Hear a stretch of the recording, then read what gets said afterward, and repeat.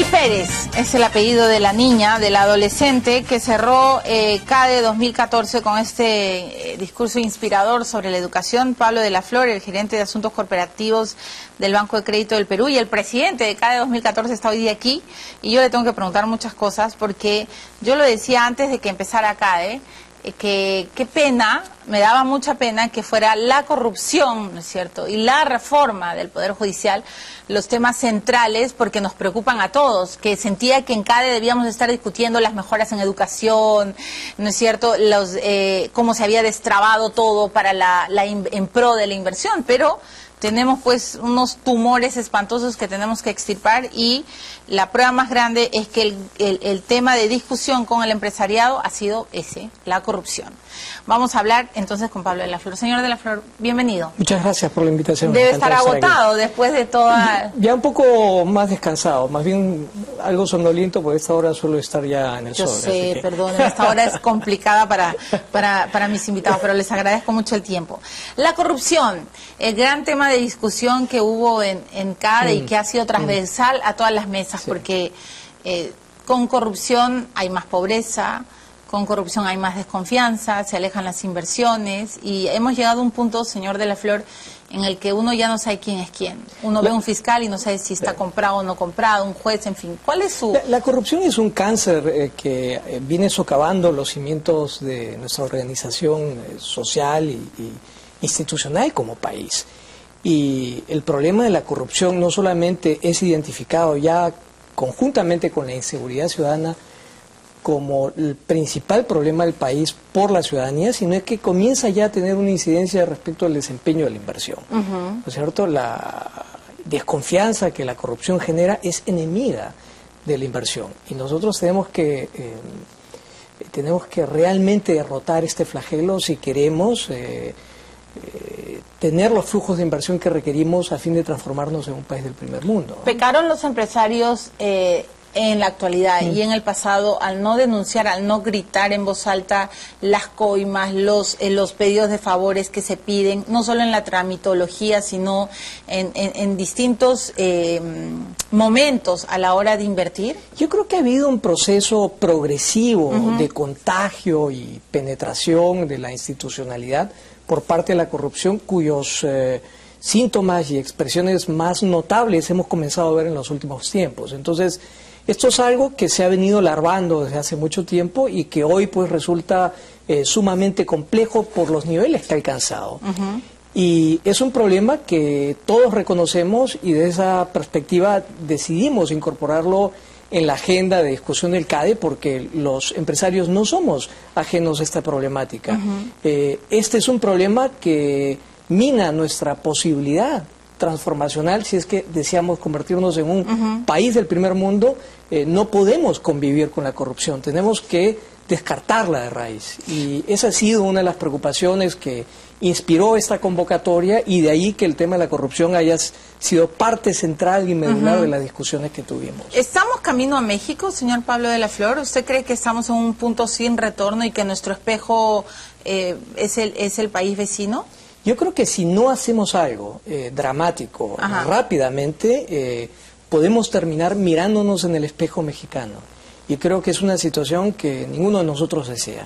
De ahí la enorme urgencia que tiene para el país encarar con determinación y valentía este problema. Y esto es un problema que afecta a los ciudadanos, que afecta a las autoridades, que afecta a los empresarios. Y creo que es el momento de impulsar una gran cruzada contra la corrupción. Porque la corrupción es un cáncer que socava nuestra institucionalidad y que agrega una cuota de inviabilidad para el país que debemos despejar cuanto antes. Pero, digamos, hace falta, ¿qué ha hecho falta para la lucha contra la corrupción? ¿Liderazgo? ¿Una voluntad política? ¿Dónde ha estado el punto débil? Yo creo que hay una serie de factores críticos. Evidentemente se necesita una impronta muy fuerte de liderazgo político para conducir este proceso.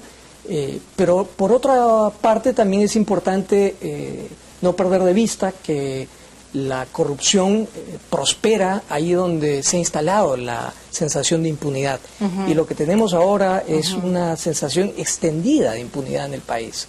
Entonces, resulta fundamental que abordemos el problema de la impunidad que además guarda relación con la disfuncionalidad de la institución, de las instituciones en nuestro país, ¿no? Pero ¿hay algún mea culpa que tengan que hacer los empresarios? Porque, claro, nosotros los periodistas que siempre estamos haciendo foco sobre los políticos, sobre los funcionarios, y claro, de pronto hay un presidente regional que tiene la osadía de tener millones en su closet, ¿no? U otro presidente que tiene la osadía de contratar, o de sus allegados contratar sicarios para matar dirigentes que osan denunciarlo, pero de pronto sabemos que hay empresarios que sí negociaron, que sí invirtieron y que sí colaboraron. Yo creo que hay falsos empresarios que más bien son ampones que han montado organizaciones de fachada para prosperar en estos entornos opacos. Yo no los llamaría empresarios, yo creo que son... ¿Usted los llamaría ampones? Son ampones que se han aprovechado de los resquicios que tiene el sistema para hacer de las suyas. Y los tenemos que combatir con rigor. ¿Con denuncias? Absolutamente. Yo creo que las autoridades corruptas tienen como contraparte a los corruptores, ¿no? Que son aquellos que precisamente aprovechan estas situaciones para prosperar y causarle un gravísimo daño al país, porque los recursos que se pierden a través de la corrupción, que según varios cálculos conservadores están por encima de los 10.000 millones de soles al año, entre 2 y 3% del PBI del país, son recursos que le estamos quitando a los más pobres, son recursos que podrían financiar la construcción de colegios, mejoras en el acceso a agua y saneamiento, mejoras en la calidad de la educación, etcétera, etcétera. Entonces, creo que la corrupción, además de ser un cáncer que socava la institucionalidad del país, es un fenómeno que viene afectando nuestra posibilidad de crecimiento, desarrollo y lucha contra la pobreza. Ahora, la corrupción se encuentra a veces con una puerta abierta, que tiene que ver con los malos jueces y que tiene que ver con los malos procesos, con los malos atestados, expedientes que se crean en fiscalía. El presidente Mendoza me sorprendió cuando dijo que él siente que están en la línea correcta, que el 66% de los peruanos creen que están felices con los juicios y con los procesos como son llevados. ¿Cuál es su reflexión después de escuchar al presidente del Poder Judicial? Fue un bloque interesante porque escuchamos una conferencia magistral del doctor Enrique Gersi, que abundaba en una serie de propuestas para reforma del sistema de administración de justicia. Hemos tenido la participación de otros comentaristas que fueron enriqueciendo ese debate. Y lo cierto del caso, Milagros, es que si uno revisa la estadística comparada respecto a las percepciones de corrupción en los sistemas de administración de justicia, el Perú lidera lamentablemente ese ranking. Somos el país donde el sistema de administración de justicia es percibido como el más corrupto en América Latina, ¿no? Entonces, es una realidad que no podemos desconocer y tenemos que no creo que estemos actuar, en la línea correcta, ¿no? Tenemos que actuar para legitimar el sistema de administración de justicia frente a la ciudadanía, ¿no? Me sorprendió la ovación, creo que un poco más hilar manfiesta en CADE al ministro Urresti. Yo le quería preguntar porque siempre como que en CADE sale pues un personaje ovacionado. Para mí, de verdad, el más inspirador fue el ministro Saavedra. Sin dudas, porque sin dudas. Lo de Saavedra fue apoteósico. Apoteósico, fue exacto. Ovacionado por los empresarios que participaban de pie, y no una, 3 veces a lo largo de su discurso tuvo que interrumpir su alocución para recibir el respaldo de los empresarios que se han dado cuenta que la educación es vital. Exacto. Y que tenemos que cambiar las cosas y que finalmente tenemos un norte. Yo creo que ese es uno de los aspectos más destacables de este CADE. De acuerdo. ¿No es cierto? La convergencia público y privada alrededor del tema educativo, ¿no? Y además Saavedra junto a un presidente como Vizcarra de Moquegua, que como dijo él, solo se tienen que hacer las cosas, simplemente. Además que nos demuestra que no todo en las regiones es corrupción, que se pueden hacer las cosas bien y además que se pueden tener impactos dramáticos en el corto plazo. No tenemos que esperar 10 años, no tenemos que esperar 5 años. Esto se puede hacer rápidamente si es que decidimos priorizar la educación. De acuerdo, y ahí compartimos. Para mí Saavedra fue el mejor y inspirador, pero Urresti, yo no me vaya a torear la pregunta, señora de la Flor, porque claro, Urresti fue como, no sé si festejado o... fue aplaudido, yo creo que fue aplaudido. Y hace muchos chistes, ¿no? A ver, digamos, él muy fiel a su estilo coloquial, pudo conectar de alguna manera con parte del auditorio. Creo que fue notable su enumeración, larga enumeración de actos puntuales, de actuaciones puntuales alrededor del tema de inseguridad. Y creo que para un grupo importante de participantes esto causó buena impresión porque generó la sensación de que se estaba haciendo algo. Y a los empresarios les interesa el orden, la seguridad, como a todos. Y claro, respecto de la condición y situación de la que venimos saliendo, esta percepción pues tiene un fundado asidero, ¿no? Ya, pero es verdad, porque he escuchado tanto en estos 2 días de que podría ser un presidenciable. ¿Usted siente a Urresti como un posible candidato para el 2016? Yo creo que el ministro Urresti lo vamos a tener que evaluar en función de los resultados que nos entregue, y creo que vamos a tener que darle un tiempo prudencial para exigirle resultados. Ya, pero ¿lo ve más presidenciable que Ana Jara? Mire, yo la verdad creo que resulta un tanto prematuro. Y aventurado en este momento. Muy inteligente, señor de la Flor. De cara pues a un horizonte electoral tan distante, ¿no? Aventurar este tipo de juicios, ¿no? Está bien la toreada, porque mejor esperamos el próximo año es el CADE preelectoral. Yo le hago la siguiente pregunta: ¿cuántas veces un candidato que de repente surge faltando a 18 meses de un proceso electoral se estrella en el camino? Claro. Casi siempre, ¿no? Claro, en la puerta del horno se quema el pan. Sí. Pero me llamó la atención cuando dijo en CADE que había cuando empezaba a mencionar el tema de la cocaína, y dijo, un ex ministro que ocupó mi cartera saliva cuando se menciona este tema.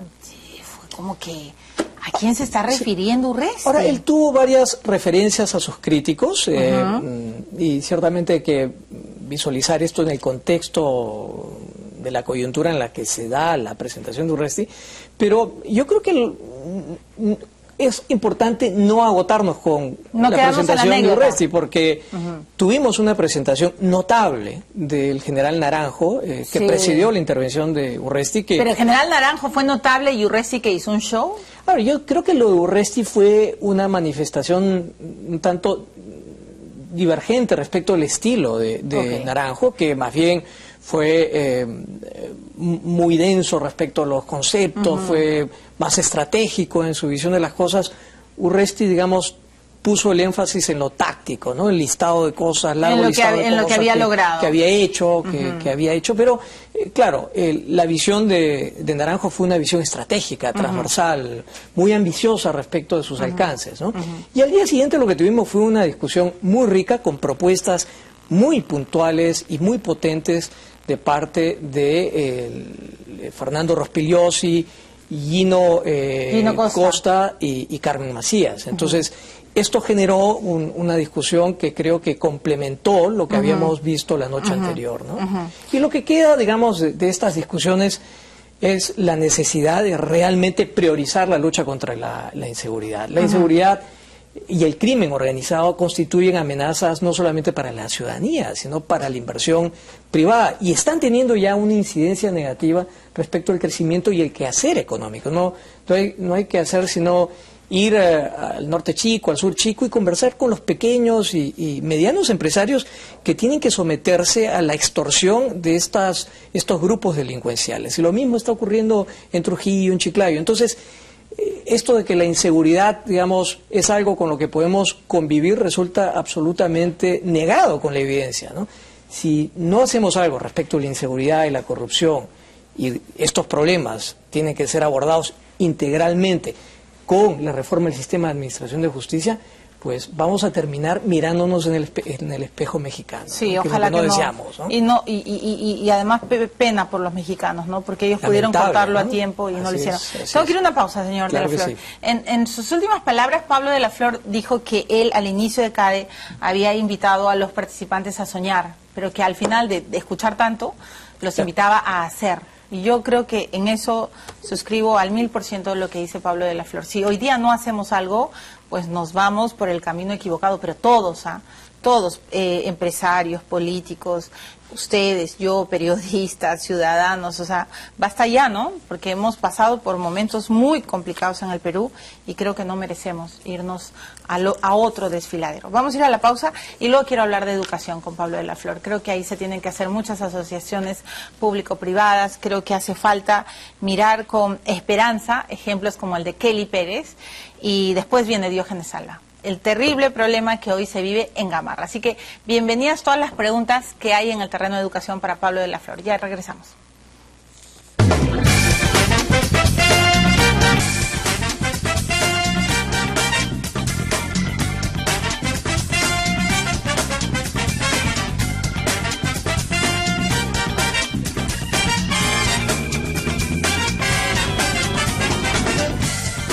Muchas preguntas para el señor Pablo de la Flor en Twitter. Le están preguntando uno, pero así muy breve, vamos a resolver las preguntas del público.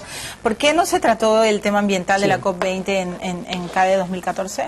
A ver, convenimos en que teníamos apenas 8 bloques y quisimos priorizar los aspectos más saltantes de las reformas pendientes que tenían este sustrato institucional tan importante que los empresarios previamente no habían tenido la oportunidad de discutir. Y en ese contexto lo que vimos es que pues teníamos la oportunidad de revisar en profundidad y extendidamente los temas ambientales a propósito de las distintas reuniones que se venían organizando alrededor de la COP20. Pero no fue una falta de interés, sino para nada, es que teníamos que priorizar y dijimos, oye, estos temas ya se van a abordar en breve, ¿no? Entonces, por eso fue. La otra pregunta que le hacen es cómo mirar un país desarrollado cuando se tiene un Estado tan débil, cuando se tiene unas instituciones tan frágiles. Así es, y ese es el gran dilema, es decir, no podemos aspirar, y nuevamente se trata de un objetivo aspiracional, no podemos aspirar a ser un país del primer mundo si venimos arrastrando instituciones del tercer mundo. Entonces, tenemos que hacer un esfuerzo concertado que involucre a empresarios, Estado y sociedad civil para transformar estas organizaciones, para transformar la institucionalidad. Sin una refundación institucional, yo creo que no podemos aspirar a transformarnos en un país del primer mundo. Es sencillamente una expresión poética, decir que vamos a llegar al primer mundo. ¿Dónde ve usted la mayor urgencia, señor de la Flor? ¿En cuál de los...? Yo creo que hay, hay un grupo hay un grupo de reformas que vamos a tener que emprender de manera coordinada, porque el abordaje debe ser integral, y son los temas a los que nos hemos referido en el primer bloque, ¿no es cierto? Lucha contra la corrupción, lucha contra la inseguridad y crimen organizado, y reforma del sistema de administración de justicias. No es posible que avancemos en un frente si es que en paralelo no hemos avanzado nosotros. Y mire, el caso, digamos, más ejemplificador es el de Orellana. Claro, es emblemático, Orellana ha destapado la pus de dos instituciones que no deben... penetración del crimen organizado, de instituciones, hay corrupción. Entonces, ahí hay un primer frente. Y después hay otro frente que para mí es fundamental y que tiene el mismo nivel de prioridad, si no mayor, que es la búsqueda de la excelencia educativa. Yo creo que no podemos seguir arrastrando estos déficits. Si nosotros fuéramos a mejorar al ritmo que hemos mejorado en los últimos años en las pruebas estandarizadas, para llegar a los niveles del primer mundo nos vamos a demorar 130 años. ¿Y cuál es el camino para llegar a una...? Yo creo que tenemos que ser muy osados, ambiciosos y exigentes. Y eso pasa por repensar varios aspectos del esquema educativo que tenemos. Para comenzar, hay un déficit de cerca de 63.000 millones de soles en infraestructura educativa. ¿Por qué? El Perú logró universalizar el acceso a la educación, pero lo hizo a costa de reducir las horas que los estudiantes pasaban en clase a fin de incorporar 2 y hasta 3 turnos. Entonces, si queremos tener jornada completa, vamos a tener que construir más instalaciones, además de mejorar las que tenemos actualmente. Ese déficit son 63.000 millones de soles. El Ministerio de Educación el año pasado pudo gastar 3.000 millones de soles en infraestructura. Es decir, se demoraría a este ritmo 20 años para cerrar esa brecha. ¿Y cómo acortamos? Entonces, la forma de acelerar ese proceso es invitar la participación del sector privado, que tiene el know-how, que tiene el conocimiento de gestión, para acelerar esos plazos a través de dos mecanismos, que pueden ser las asociaciones público-privadas y las obras por impuestos. El ministro ha comprendido esto y viene impulsando activamente el uso de los dos mecanismos. Entonces, ahí hay un espacio de convergencia público-privada alrededor de un tema que es fundamental para todos, que es la calidad educativa. ¿No? Kelly Pérez fue un ejemplo de eso, ¿no? Y creo que ella está claro postulando sí. a... Mira, lo de Kelly, y yo, a lo mejor es una osadía de mi parte, pero yo creo que Kelly puede ser la próxima presidenta, ojalá, la próxima presidenta, no la próxima, pero presidenta del Perú. Tenemos que invitarla, Bea, no sabes que... En 20 años. La ovacionaron, pero una chica largo. ayacuchana, hija sí. de un policía y una maestra, que vino al Colegio Mayor, que es la primera de su clase, que ya ingresó a la Universidad Católica estando en quinto de media y que está postulando a la Universidad del Pacífico y que además ha ganado una beca supremamente competitiva. Y ella contó lo mucho que le había costado ganar esa beca, pero cómo se ha esforzado y cómo ha cambiado su vida a través de la educación. Sí, no, yo lo felicito porque fue un cierre redondo. La última pregunta, ¿y después de cada qué? Porque claro, uno asiste y dice qué bonito, se ha discutido, todo el mundo sale con un poco de esperanza o con un poco de desilusión, más esperanza espero con el terreno de la educación, pero ¿y después mira, qué pasa? Roberto Bolaño, que es este novelista chileno, tiene una cita que a mí me encanta. Él decía, hay momentos para recitar poesía y hay momentos para boxear. Hay momentos para soñar, digo yo, y hay momentos para hacer. Y este es el momento para hacer. Ya hemos tenido la oportunidad de proyectarnos respecto a este futuro posible y creo que ahora nos corresponde comenzar a construirlo. Y eso pasa por, primero, socializar estas propuestas, lograr que las mismas sean entendidas por distintos actores de la sociedad civil, que los propios funcionarios del gobierno hagan suyas estas propuestas y comenzar a implementarlas, porque nada de lo que hemos revisado y discutido en Paracas entraña esfuerzos monumentales de largo plazo.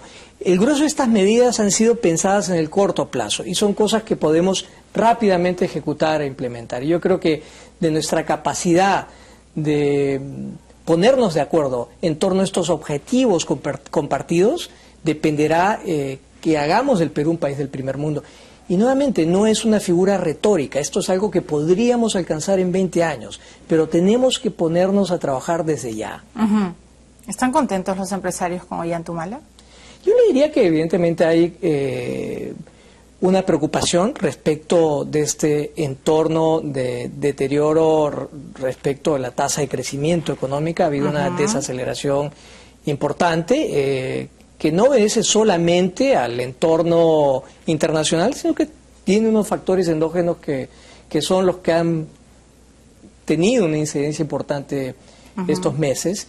Y creo que la presentación del ministro Segura en Paracas fue muy importante porque nos permitió comenzar a entender mejor algunas de las medidas que están incluidas en estos paquetes. ¿Ministro Segura? Yo creo que el ministro Segura tuvo el acierto de entrar a explicar en detalle cuál es este entorno en el que nos estamos moviendo, cuáles son algunas de las restricciones con las que vamos a operar, y explicó algunos de los alcances más importantes de los paquetes de medidas, ¿no? Yo creo que... PPK no es tan optimista, ¿no? Él ha venido el último viernes y él cree que el 2015 va a ser un año muy difícil, distinto al optimismo de Segura, ¿no?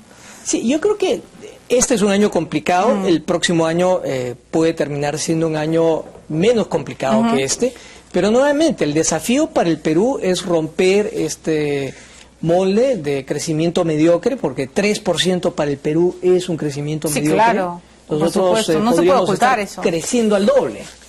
Y eso es lo que necesitamos hacer si queremos convertirnos en un país del primer mundo, es crecer al 6% durante los próximos 20 años, ¿no? Ojalá se cambie. Ojalá. Bueno, muchas gracias, señor de la Flor. Es la primera vez que lo entrevisto, pero espero que venga siempre al Perú. Le agradezco mucho la invitación. Le agradezco por su tiempo y ahora sí ya puede ir a dormir temprano, porque señor, hay muchos invitados que vienen. Diógenes ha venido con su bate. Diógenes. Diógenes es también madrugador, ahí está, se saludan ambos. Me voy a la pausa, gracias señor de la Flor. Gracias. Regreso con Diógenes Alba, que está pues en pie de lucha, ha dicho los ambulantes no van a malograr el trabajo de los empresarios formales de Gamarra, pero los ambulantes le dicen, pero Diógenes, nosotros queremos trabajar, queremos comer, ¿y ahora qué hacemos? Después de la pausa, la versión del líder de Gamarra, ya venimos.